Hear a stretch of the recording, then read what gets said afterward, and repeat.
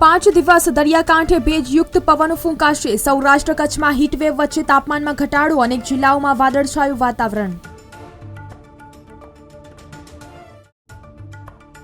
1.37 લાખ વિદ્યાર્થી ગુજકેટ આપશે। ગુજરાત બોર્ડ સિવાયના 18,305 વિદ્યાર્થીઓ નોંધાયા।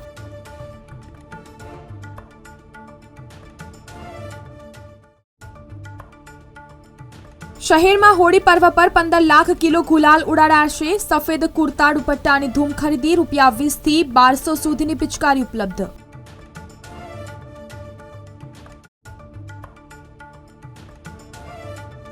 ₹108ના કર્મચારી ખડે પગે રહેશે। ધૂળેટીના તહેવારમાં સુરતમાં 59% કેસમાં વધારો થવાની શક્યતા, કર્મચારીઓની રજા કેન્સલ।